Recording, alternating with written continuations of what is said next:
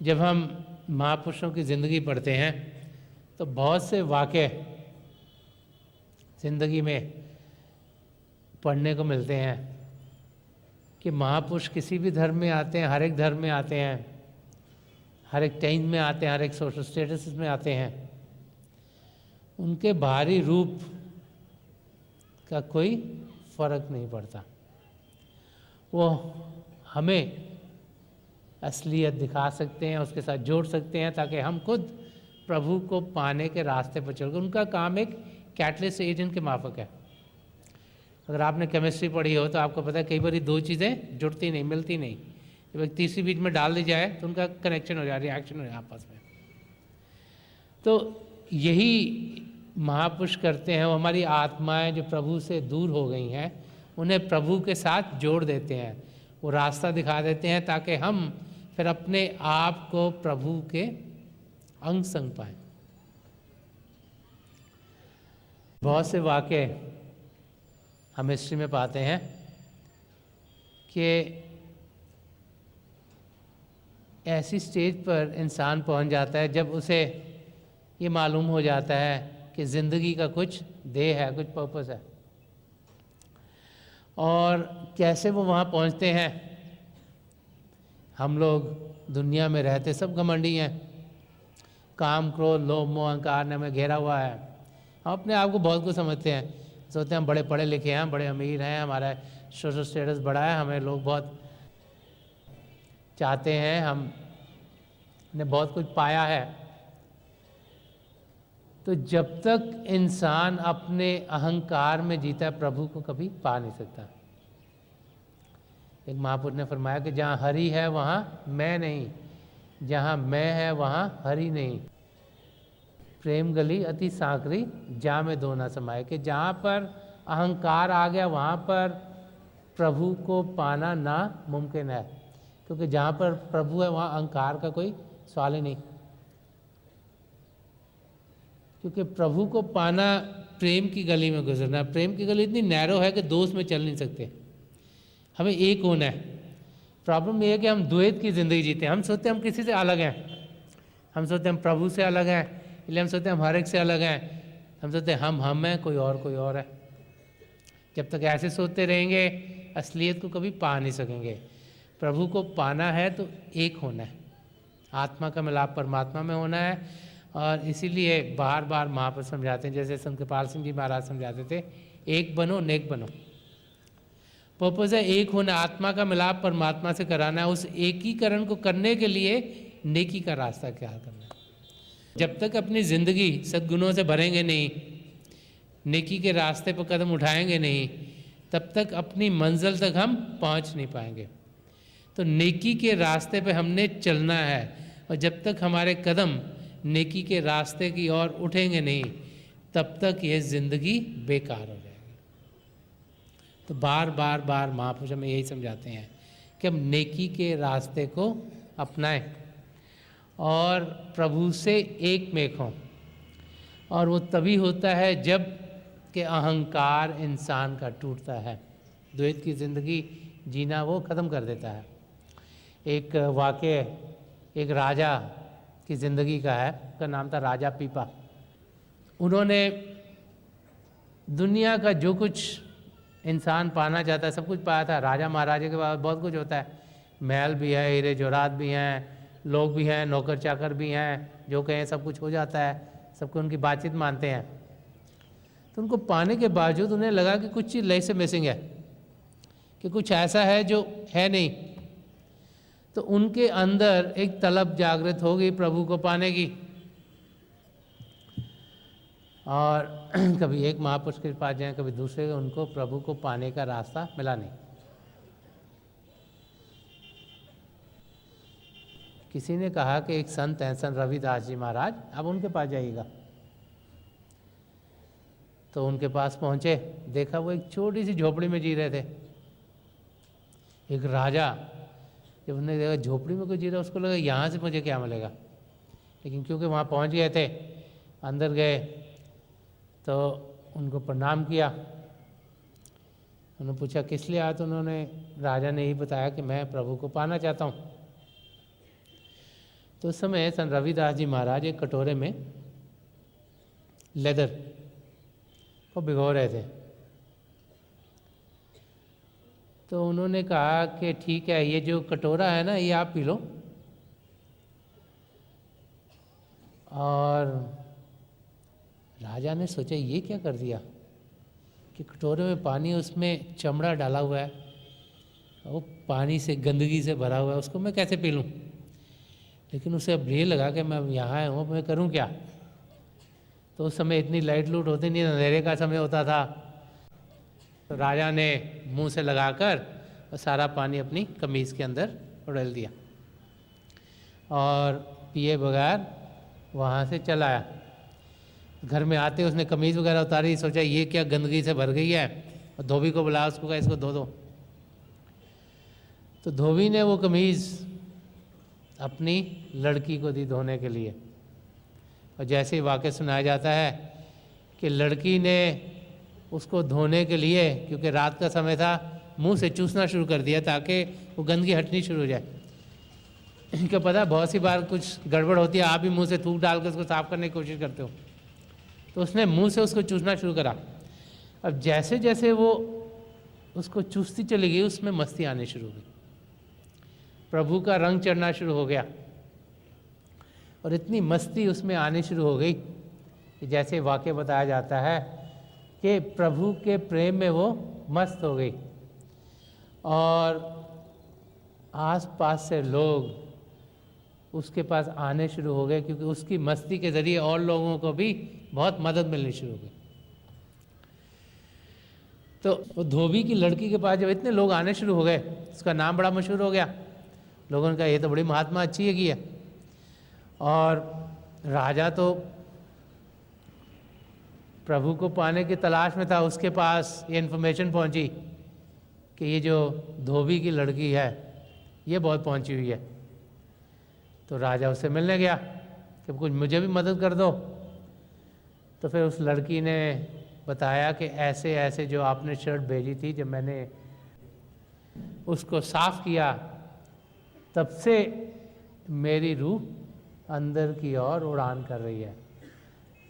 तो जैसे ये वाक़या बताया जाता है कि राजा भागा भागा भागा संत रविदास जी महाराज के पास गया, उनके पैरों में पड़ा और फिर उन्होंने उसे नाम की देन दी। तो जब तक ह्यूमिलिटी ना इंसान में आए, हम नम्रता से भरपूर ना हो, विनम्र ना हो जाएं, जब तक हम अहंकार से घिरे रहेंगे तब तक प्रभु को पा नहीं सकते। अगर प्रभु को पाना है तो एक नम्र जिंदगी जीनी है, नम्रता से जीना है, अपने आप को प्रभु का संतान समझना है, हर एक को प्रभु का संतान समझना है, तभी हम अपनी मंजिल की ओर कदम उठा सकते हैं।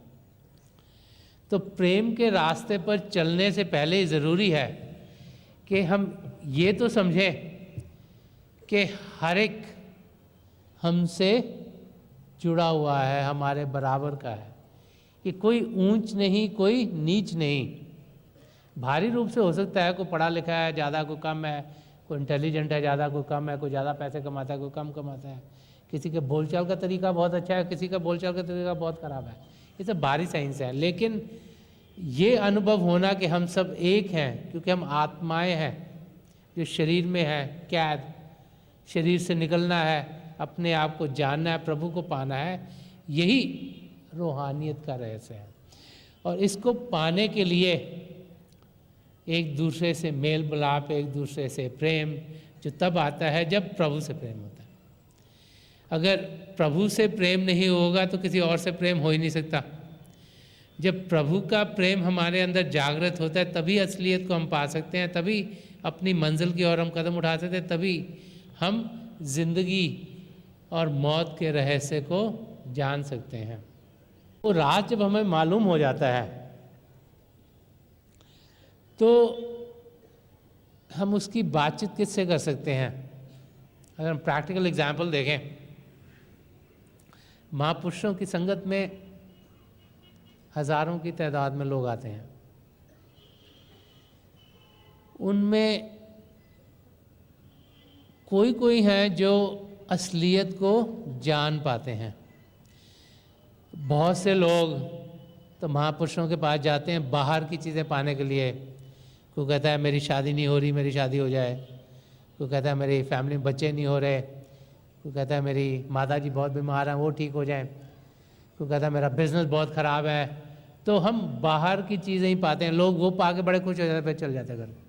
जिन्होंने उस राज को पा लिया, उनकी हालत क्या होती है? जब वो सत्संग में आते हैं या किसी महापुरुष की संगत में आते हैं, उन्हें ये अनुभव हो गया कि जो कुछ उन्होंने पाना है वो उस महापुरुष की नज़रों से मिलेगा। संत कृपाल सिंह जी महाराज फरमाया करते थे कि 2/3 of spirituality comes to the eyes, कि महापुरुषों की जो आंखें हैं वो डिवाइन पूल्स ऑफ नेक्टर हैं, जिसके ज़रिए प्रभु की सत्ता हम तक आती है।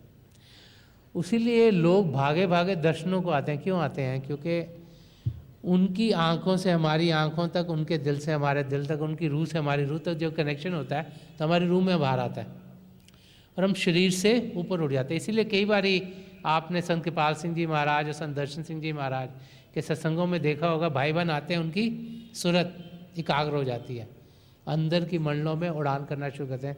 तो वो भाई बहन जो उस राज को जान गए हैं, वो चाहते हैं कि उनके ऊपर वो नजर करम हो, वो दया दृष्टि हो, वो उनको दर्शन मिले। इसलिए वो क्या करते हैं, वो कभी यहाँ से भाग के आते हैं, कभी वहाँ से भाग के आते हैं, कभी इधर से आते हैं, कभी उधर से आते हैं। उन्हें बाहर की दुनिया का कुछ ख्याल नहीं रहता। क्यों? क्योंकि उनको दोनों आलम से कुछ कनेक्शन नहीं। वो प्रभु को पाना चाहते हैं, वो प्रभु के प्रेम का अनुभव करना चाहते हैं। उस लेवल तक जब इंसान पहुंचता है, तभी सही मायनों से वो भक्त कहलाता है।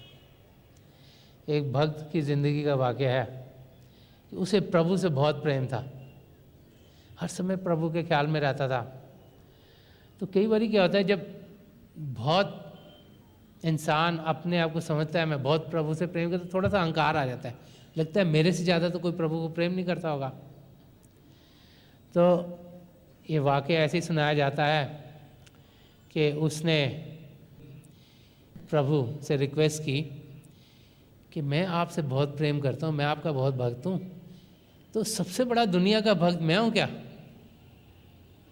तो प्रभु ने कहा कि अच्छा, अगर सबसे बड़ा भक्त आपने दुनिया का देखना है तो आप उस पेड़ के नीचे चले जाओ, और पेड़ पे जाओगे, ऊपर एक परिंदा बैठा है, उसको देखना, वो सबसे बड़ा भक्त है। तो डिवास्टेड हो गया। मैंने सोचा मैं इतनी पूजा पाठ करता हूँ, सुबह से शाम तक प्रभु को जानने में लगा रहता हूँ और सारा ध्यान प्रभु को, ये क्या हो गया? लेकिन उन्होंने कहा, प्रभु ने कहा है कि परिंदा देखा, परिंदा कैसे भक्त हो सकता है? जब मैं देखने जाता हूँ तो गया, वहाँ पर गया, देखा, पेड़ के पास पहुँच गया, ऊपर देखा छोटा सा परिंदा पड़ा, लग रहा मरने वाला है, हालत एकदम खराब, बुरी हालत, तड़पड़ा रहा है। तो कहा ये कैसे हो सकता है भगत, ये तो जान ही नहीं है इसके अंदर। तो उसने कहा मैं देखता हूँ। वहाँ बैठ गया, उसको देखता रहा, वहाँ पर बैठा रहा, और लग रहा है जैसे is like close to death, मरने वाला भी। तो उसने देखा कि ये तो यहाँ से ना उठ रहा है, ना खा रहा है, ना पी रहा है, यहाँ पे बैठा हुआ है।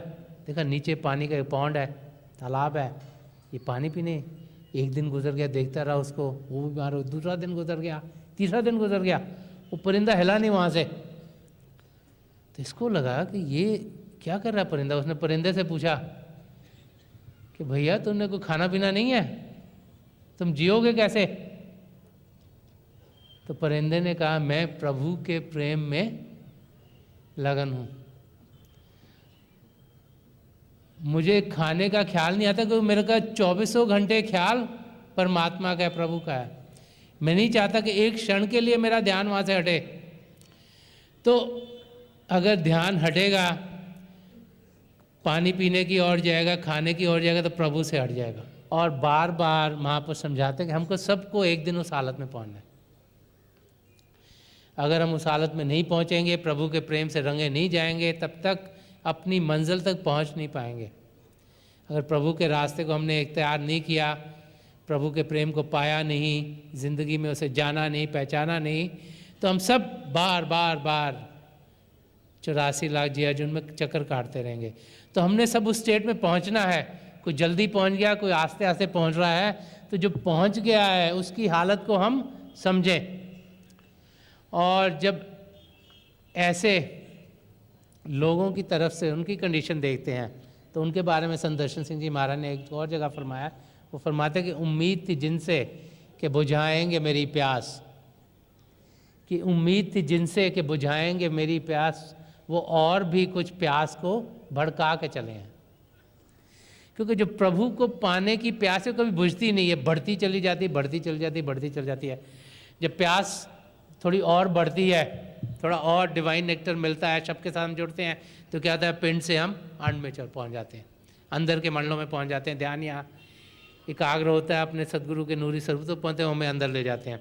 जब और उनकी दया दृष्टि होती है और प्रभु का प्रेम हम पाते हैं तो हम अंड से ब्रह्मांड में पहुंच जाते हैं। जब और ज़्यादा प्रेम पाते हैं ब्रह्मांड से पार ब्रह्म में पहुंचते हैं। जब और ज़्यादा प्रेम पाते हैं वहाँ से सचखंड में पहुंचते हैं। और प्यास इंसान की बढ़ती चली जाती, बढ़ती चली जाती, बढ़ती चली जाती। फाइनली जब वहाँ पर हमारा मिलन, आत्मा का मिलन प्रभु में होता है, तब जो जिंदगी का ध्येय है, जो अपने आप को जानना है, प्रभु का पाना है, उस ध्येय तक हम पहुंच जाते हैं।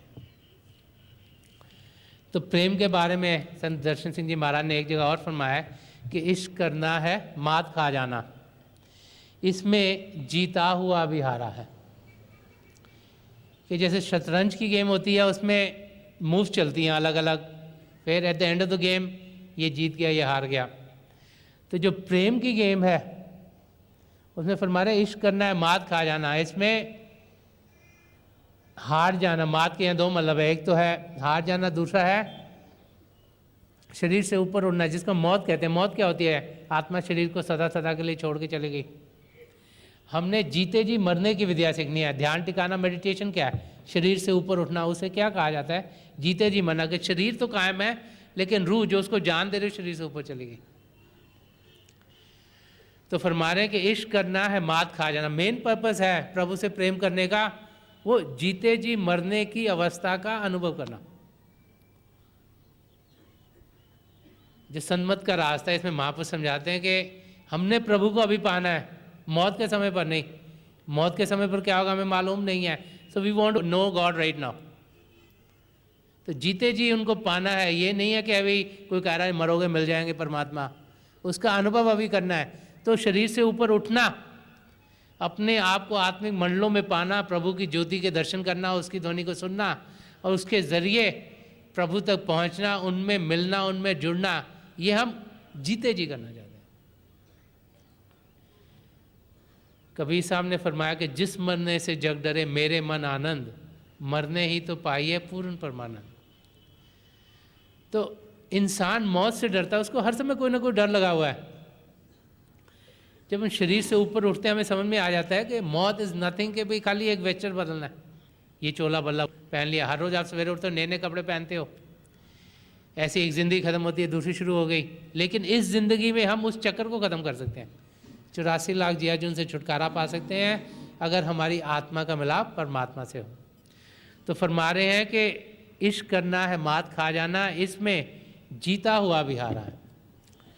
कि हम सोचें कि हमारी जीत हो गई, वो नहीं है, क्योंकि हमारी हार में ही जीत है। अगर शरीर से उठना आ गया, जिसे हम मौत कहते हैं, अगर वो हमारी ज़िंदगी में आ गए तो फिर हम जीत गए। इंसान सोचता है ये इंसान की मौत आ गई सब कुछ ख़त्म हो गया। नहीं, शरीर से उठना ही नई दुनिया में कदम उठाना, वही जीत है। क्यों? क्योंकि मन हमारे को उठने नहीं दे रहा। मन चाह रहा है कि हम इस शरीर में रहें, मन चाह रहा है हम अपने आप को ना जाने, मन चाह रहा है हम दुनिया के साथ लगा रहें। मन हमें इस शरीर के अंदर धकेले रहता है। हमने उसकी दीवारों को तोड़ना है और अंदर की दुनिया में जाना है।